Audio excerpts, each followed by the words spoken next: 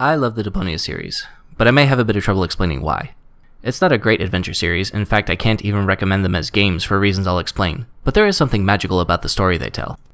The Deponia series is a set of standard point-and-click adventures in the comedic style of the Monkey Island series, but some of the puzzles are too nuts to be solved by little more than fiddling with things until you stumble upon the solution. My advice would be keep a walkthrough handy, try the puzzles out because a few of them are worth the surprise, especially when you figure out the end goal, but don't tough it out. It isn't worth it and could ruin what I consider to be an interesting story. Deponia, the world the games are named after, is an entire planet covered in garbage. Its inhabitants are poor and do their best to eke out a living among the refuse. Floating above the planet is That's No Moon, It's a Space Station thingy called Elysium, which, as the name would imply, is a kind of paradise floating above the wreckage. You play as Rufus, one of the poor denizens of this miserable world.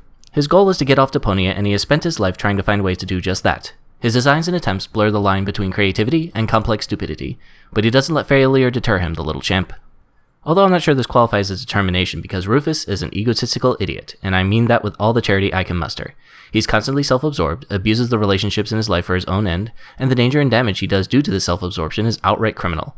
The only thing one can say that's good is that his plans inflict as much pain on himself as they do on others. After one of Rufus' failed attempts, he inadvertently brings down an Elysium by the name of, wait for it, goal. Get it? Get it? Hey? See what they did there? Okay. He learns that she's part of an inspection team to see if Deponia is uninhabited, because if it is, the planet will be destroyed as part of Elysium's beautification plan, or something. I'm a bit fuzzy on that detail. But since Goal needs to get back and Rufus wants to go, not to mention having the hots for Goal, they team up. You may think at this point that I hate Rufus, but I don't. In fact, I love him in the story that Daedalic has created in the series. It's an interesting world that had me invested in the outcome, if only the puzzles didn't keep getting in the way. Rufus spends most of the time annoying me, which was the point. It's dangerous to write a character that is repulsive in games because you run the risk of losing the player due to lack of motivation. But in each game he shows potential to turn around, and surprises us with a sacrificial act or two. It's this continuous yin-yang of frustration and hope for Rufus that kept me going in the games. I like to think of Rufus as an analogy of the human condition, frustratingly self-absorbed most of the time while showing glimpses of true heroism. Sometimes the humor is really dark, especially in the third game. It's also not for kids as the subject matter is too educational for youngins, innuendo-wise. There are plenty of moments that made me laugh though, despite some distasteful humor along the way, but I'm a sucker for good slapstick and some of the setups are golden. The supporting characters aren't as well developed given that they seem to serve as a foil for Rufus' crazy schemes a lot of the time. They certainly participate in the world and have their own motivations, but we don't get to see them as fleshed out as well as Rufus, except for Goal at the end. Yet they also have a mysterious fondness for the lovable screw-up despite the cost to them, in most cases anyway. The relationship with Goal is the most interesting aspect of Rufus' interaction. He does genuinely care about Goal and she serves as the main motivator for his more noble traits. It's a cute relationship as Rufus tries very poorly to express his feelings and starts to realize that he has to become a better person to win her. And his struggle with his own nature seemed more real to me than some struggles in more story-ended AAA games. Before I discuss the ending, I'm going to give you an opportunity to play these games. No, I'm serious. This is a spoiler warning and you should experience it for yourself before I give away the ending. No, go ahead, I'll wait. I'm just gonna go check up on YouTube. Game Grumps. Aaron, just because you suck at a game doesn't mean it's bad.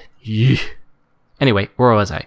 Ready? Here we go spoiling. The final acts of the series kinda come unglued, but at that point you become so desensitized to the craziness that you'll probably just roll with it. Eventually, Rufus finds himself trying to save Goal by tricking her. In doing so, she escapes to Elysium, but Rufus falls to his death. His last sacrificial act was saving Goal at the expense of his own life, and in a real sense, he finds somewhat of a redemption. At first I felt cheated and disappointed, but then I realized that was because I wanted Rufus to succeed. Somewhere along the way, I became just like the people in Rufus' life. I wanted Rufus to reform so that he could go to Elysium. But the ending made a good counterpoint. Rufus really didn't deserve to go to Elysium. He spent most of his life causing damage and pain to himself and those around him. His ego wouldn't allow him to see how much of a screw-up he was. And a few sacrificial acts, no matter how noble, don't erase a lifetime of that. So as much as I wanted Rufus to get the happy ending, he really didn't deserve one, as harsh as that sounds. But here's the thing.